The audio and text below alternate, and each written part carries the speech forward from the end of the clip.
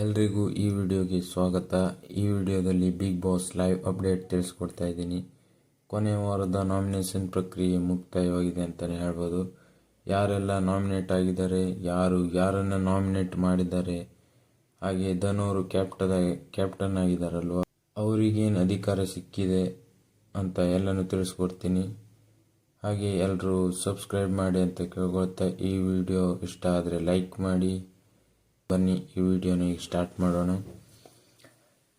ಧನು ಅವರು ಈ ವಾರದ ಕ್ಯಾಪ್ಟನ್ ಆಗಿದ್ದಾರಲ್ಲ, ಅವರಿಗೆ ಡೈರೆಕ್ಟ್ ನಾಮಿನೇಷನ್ ಮಾಡುವ ಅಧಿಕಾರ ಸಿಕ್ಕಿದೆ. ಆದ್ದರಿಂದ ಧನು ಅವರು ಧ್ರುವ ಅಂತವರನ್ನು ನಾಮಿನೇಟ್ ಮಾಡಿದ್ದಾರೆ. ರಕ್ಷಿತಾ ಅವರು ಅಶ್ವಿನಿ ಮತ್ತು ರಾಶಿಕಾ ಅವರನ್ನು ನಾಮಿನೇಟ್ ಮಾಡಿದ್ದಾರೆ. ರಾಶಿಕಾ ಅವರು ರಕ್ಷಿತಾ ಮತ್ತು ಅಶ್ವಿನಿ ಅವರನ್ನು ನಾಮಿನೇಟ್ ಮಾಡಿದ್ದಾರೆ. ಕಾವ್ಯ ಅವರು ರಘು ಮತ್ತು ಅಶ್ವಿನಿ ಅವರನ್ನು ನಾಮಿನೇಟ್ ಮಾಡಿದ್ದಾರೆ. ರಘು ಅವರು ಯಾರನ್ನು ನಾಮಿನೇಟ್ ಮಾಡಿದ್ದಾರೆ ಅಂತ ನೋಡೋದಾದರೆ ಕಾವ್ಯ ಮತ್ತು ಅಶ್ವಿನಿ ಅವರನ್ನು ನಾಮಿನೇಟ್ ಮಾಡಿದ್ದಾರೆ. ಗಿಲ್ಲಿ ಅವರು ರಘು ಮತ್ತು ಅಶ್ವಿನಿ ಅವರನ್ನು ನಾಮಿನೇಟ್ ಮಾಡಿದ್ದಾರೆ. ಅಶ್ವಿನಿ ಅವರು ಗಿಲ್ಲಿ ಮತ್ತು ಕಾವ್ಯ ಅವರನ್ನು ನಾಮಿನೇಟ್ ಮಾಡಿದ್ದಾರೆ ಅಂತ ಹೇಳ್ಬೋದು. ಗಿಲ್ಲಿ ಅವರನ್ನು ಯಾರು ನಾಮಿನೇಟ್ ಮಾಡಿರಲ್ಲ, ಅಶ್ವಿನಿ ಅವರು ಮಾತ್ರ ನಾಮಿನೇಟ್ ಮಾಡಿರ್ತಾರೆ.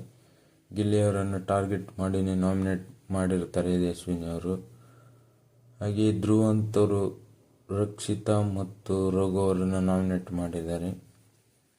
ಅಶ್ವಿನಿ ಅವರನ್ನು ಅತಿ ಹೆಚ್ಚು ನಾಮಿನೇಟ್ ಮಾಡಲಾಗಿದೆ.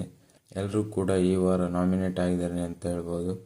ಕ್ಯಾಪ್ಟನ್ ಆದ ಧನು ಅವರನ್ನು ಬಿಟ್ಟು ಉಳಿದಿದ್ದಂತೆ ಎಲ್ಲ ಅಭ್ಯರ್ಥಿಗಳು ಕೂಡ ನಾಮಿನೇಟ್ ಆಗಿದ್ದಾರೆ. ಇವತ್ತಿನ ಈ ಎಪಿಸೋಡ್ ಮುಗಿದ ಮೇಲೆ ವೋಟಿಂಗ್ ಲೈನ್ ಆನ್ ಆಗುತ್ತೆ. ಎಲ್ಲರೂ ವೋಟ್ ಮಾಡಿ ಮತ್ತು ನಿಮ್ಮ ವೋಟ್ ಯಾರಿಗಂತ ಕಾಮೆಂಟ್ ಮಾಡಿ ಅಂತ ಹೇಳ್ತಾ ಈ ವಿಡಿಯೋನ ಮುಗಿಸ್ತಾ ಇದ್ದೀನಿ. ಧನ್ಯವಾದಗಳು.